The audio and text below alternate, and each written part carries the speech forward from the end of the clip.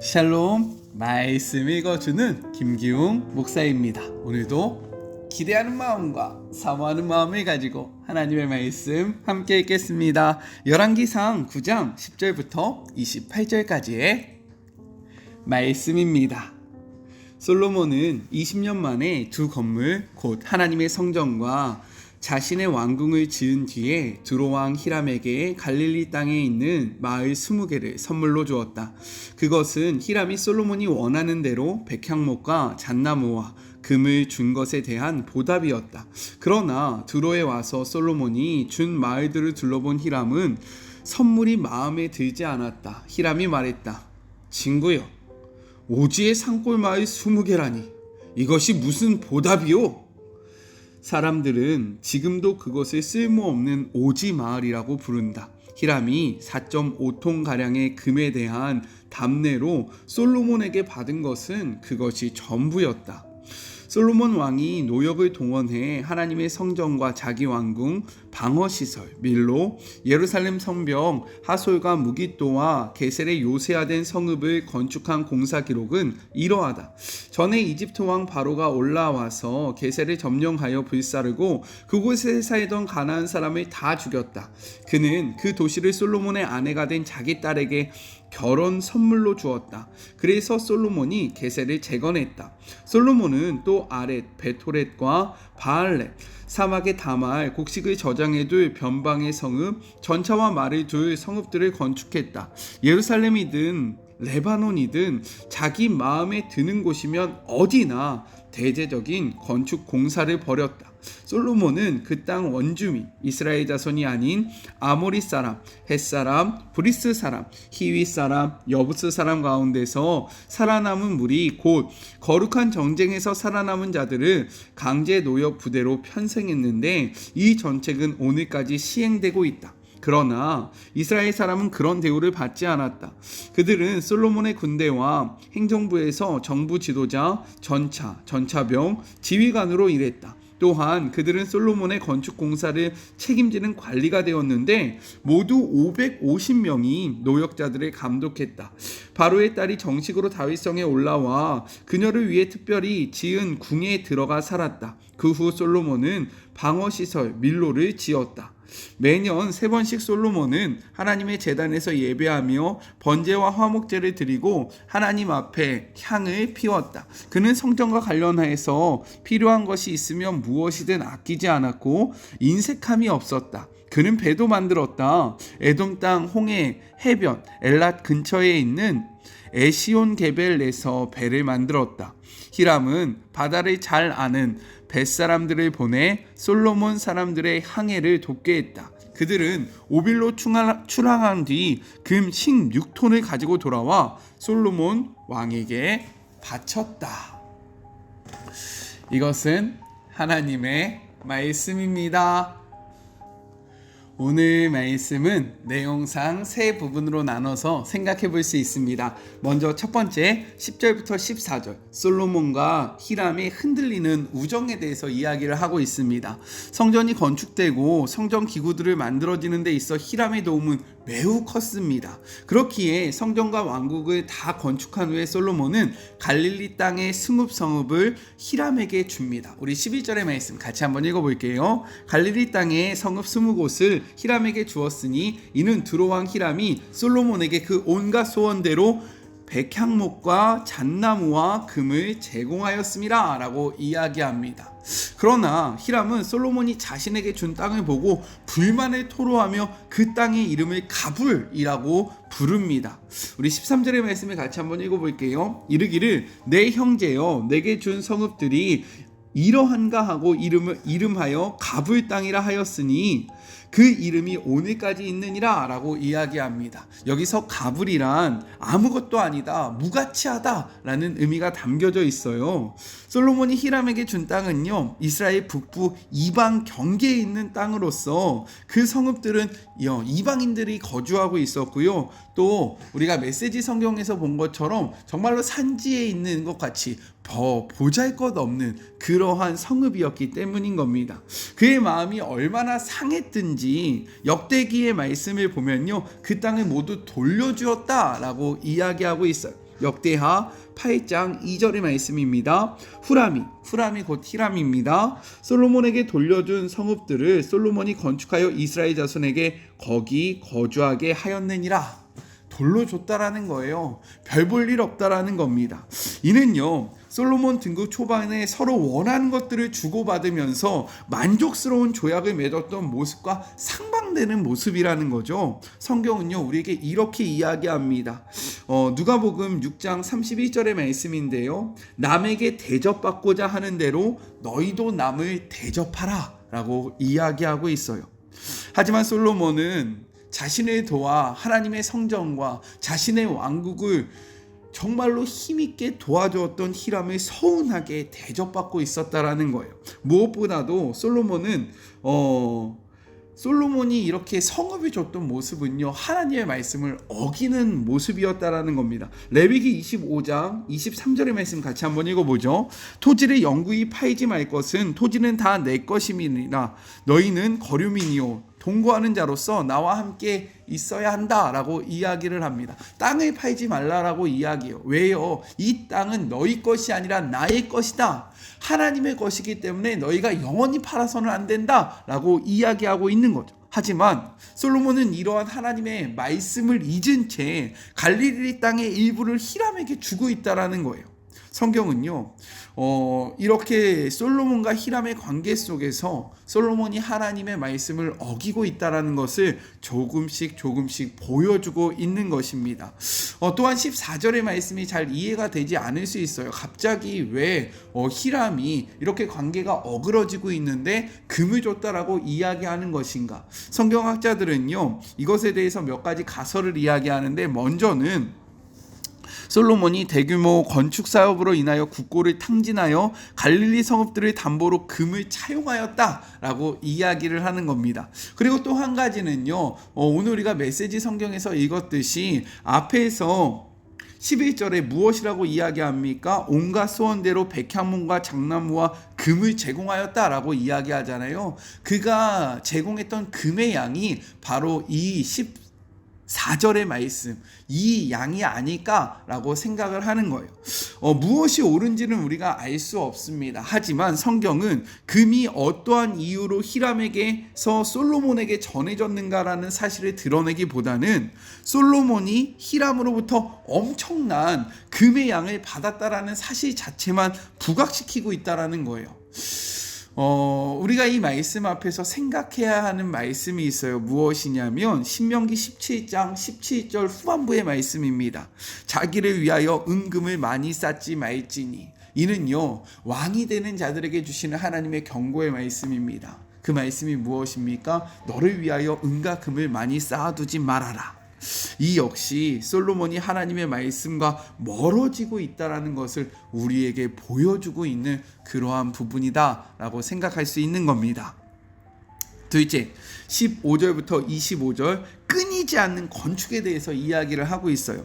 하나님이 명하신 성전과 그리고 통일 왕국의 왕으로서 그 자신의 왕궁을 짓는 것은요, 필요한 일입니다. 하지만 솔로몬이 왕이 된 이후 이스라엘 전역은요, 정말로 그 전역에 건축 공사가 끊이지 않았다라고 성경은 이야기를 하고 있는 거예요. 성전과 왕궁을 지키는 위성 성곽들, 그리고 곡식을 저장하는 국고성, 병거를 두고 마병을 시게 하는 병거성, 바로에게 잘 보이기 위해서 그의 딸을 위해서 밀로성도 건축하였다라고 이야기합니다. 15절의 말씀을 같이 한번 읽어보죠. 솔로몬 왕이 역군을 일으킨 까닭은 이러하니 여호와의 성전과 자기 왕궁과 밀로와 예루살렘 성과 하솔과 무기또와 게셀을 건축하여 하였습니다 라고 이야기합니다. 밀로는 무엇이냐면 채우다, 충만하다 라는 뜻으로 성벽과 방어벽을 의미한다라는 거예요. 그런데 이러한 밀로를 왜 지었냐? 지금 그 무엇이라고 이야기하냐면 애굽의 왕이요, 자신의 딸을 준 겁니다. 그 딸을 줄 때 그 딸에게 선물로서 게셀이라는 지역을 줬는데, 이 게셀 지역, 즉 바로의 딸이 있는 그 성곽을 두르면서요, 바로에게 내가 너의 딸을 이렇게 잘 보존하고 있어. 아무도 침공하지 못하게 내가 이것을 막아주고 있어. 나는 이렇게 너의 딸에게 최선을 다하고 있어 라는 것을 드러내기 위해서 밀로를, 즉 성벽을 건축하였다라고 이야기를 하고 있는 거예요. 이를 위해서 솔로몬은요, 이스라엘에 남아있는 이방인들의 노역에 가담시킵니다. 우리 20절 21절 같이 한번 읽어볼게요. 이스라엘 자손이 아닌 아모리 사람과 헷 사람과 브리스 사람과 히위 사람과 여부스 사람 중에 남아있는 모든 사람, 21절, 곧 이스라엘 자손이 다 멸하지 못함으로 그 땅에 남아있는 그들의 자손들을 솔로몬이 노예로 삼아 역군으로 삼아 오늘까지 이르렀다라고 이야기하고 있는 거예요. 그런데 여기에서 우리가 주목하여 볼 필요성이 있습니다. 그러한 표현이 있다라는 거예요. 그것이 무엇이냐면 곧 이스라엘 자손이 다 멸하지 못하였으므로. 이 말이 무엇이냐? 하나님은 가나안 땅에 들어가면서 그 땅에 남아있는 가나안 백성들을 모두 진멸하라 라고 말씀하십니다. 이것이 하나님의 기준인 거예요. 그런데 솔로몬은 어떻게 하였습니까? 그들을 활용하여 자신의 성을 짓는 역군으로, 일꾼으로, 노예로 삼았다라고 성경은 이야기하고 있는 거예요. 세상적인 지혜로 보면요, 매우 지혜로운 일입니다. 그렇지 않아요? 이스라엘 백성을 노예로 삼지 않고 그들을 노예로 삼음으로써 자신이 원하는 성벽을 다 지었기 때문에 굉장히 지혜로운 모습으로 보여질 수 있습니다. 하지만 이는 하나님의 말씀과 어긋나는 일이었다라는 거예요. 하나님은 그들과 진멸되어지기를, 그들과 끊어지기를 원하셨는데 솔로몬은요, 그 말씀을 어기고 그들을 활용하기 시작한 것입니다. 또한 이렇게 계속 건축을 하게 되면요, 이 건축에 동용되는 그러한 백성들이 얼마나 피곤하겠습니까? 성경은요, 이를 분명히 이야기하고 있다라는 거예요. 12장 4절의 말씀입니다. 왕의 아버지가 우리의 멍에를 무겁게 하였으니 왕은 이제 왕의 아버지가 우리에게 시킨 고역과 매우 무거운 멍에를 가볍게 하소서. 그리하시면 우리가 왕을 섬기겠나이다 라고 이야기합니다. 이것은요, 솔로몬이 죽고 그의 아들 르호보암이 왕이 되었을 때 그 이스라엘 백성들이요, 르호보암에게 찾아가서 이야기하는 거예요. 우리가 당신의 아버지 때 너무 고생을 많이 하였다. 왜요? 수많은 건축들이 끊이지 않았기 때문인 겁니다. 그렇기에 지금 너가 왕이 되었을 때 우리의 이러한 일들을 조금만 감해주면 우리가 너를 섬길 것이다 라고 이야기할 만큼 그 당시 이스라엘 백성들의 삶은 매우 어렵고 힘들었다, 피곤하였다 라고 성경은 분명하게 이야기하고 있는 겁니다. 솔로몬은요, 왕으로서 하나님의 백성의 삶을 위해서 힘있게 노력해야 했어요. 그래서 그가 처음에 구했던 것이 무엇입니까? 듣는 마음입니다. 하나님의 마음을 통하여 하나님의 백성을 다스리는 것이 그의 비전이었다라는 거예요. 그런데 실제로 그의 삶은 어떠합니까? 그가 수많은 무분별한 건축을 함으로써 백성의 삶이 피폐해졌다라는 겁니다. 그들 백성들이 너무나도 피곤해하고 버거운 삶을 살아갔다라는 거예요. 이는요, 그의 중심이 하나님께로부터 멀어졌음을 보여주고 있는 거예요. 왜요? 하나님을 사랑하는 자는요, 그 사랑으로 이웃을 사랑하게 되어 있습니다. 하지만 하나님의 그러한 마음이 가슴 속에 없다면, 삶의 중심이 없다면 주변에 있는 사람들을 사랑하기보다는 도구로 여기거나 나의 삶을 만족시켜 줄 수 있는 그런 하나의 대상으로 바라본다라는 거예요. 이들이 힘들거나 어려운 것은 문제가 되지 않아요. 나의 비전만 이루면 됩니다. 지금 솔로몬은요, 이러한 삶을 향하여 나아가고 있다라는 것을 분명하게 보여주고 있다라는 거죠. 우리는 어떠합니까? 우리 주변에 있는 자들을 하나님의 사랑으로 사랑하는 사람들로 여기고 있습니까? 아니면 나의 꿈과 내가 소망하는 것들을 이루기 위한 도구나 수단으로 바라보고 있습니까? 우리 주변에 있는 사람들을 어떻게 바라보는지 우리의 삶의 모습을 진지하게 돌아보는 시간이 되기를 간절히 소망합니다.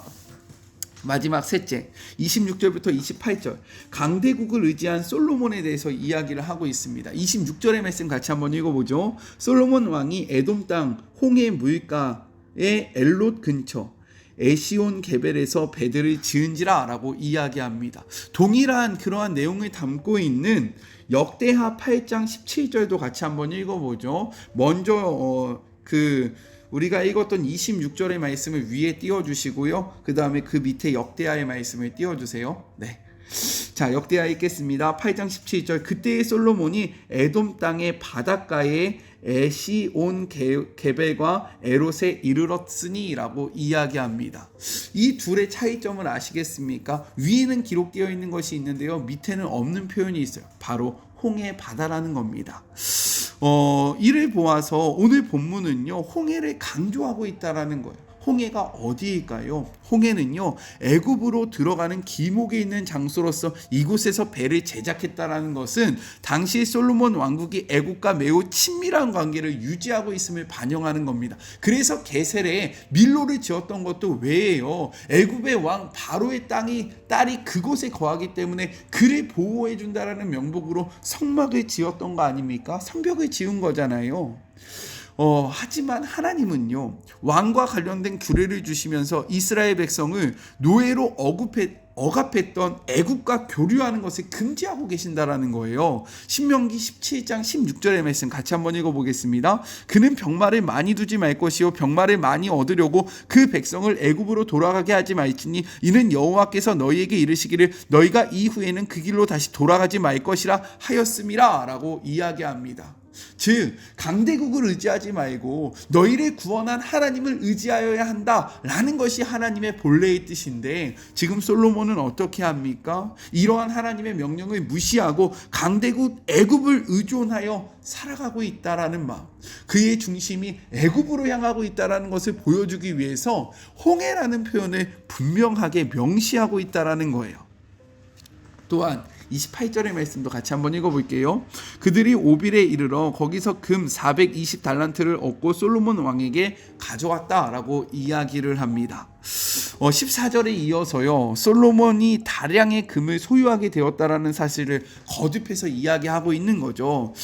이는요, 부와 명성도 하나님께서 함께 주시겠다라는 그 약속이 이루어지는 것을 보여주는 표현이기도 합니다. 하지만 문맥상으로 바라볼 때 이는요, 솔로몬이 하나님이 아닌 다른 것들을 의지하게 되는 것을 보여주는 그러한 표현들이라는 겁니다. 이 말씀 앞에 우리는 무엇을 의지하며 살아가고 있습니까? 정말로 우리의 삶을 인도하시는 하나님입니까? 아니면 눈에 보이는 강대국, 즉 주변의 상황입니까?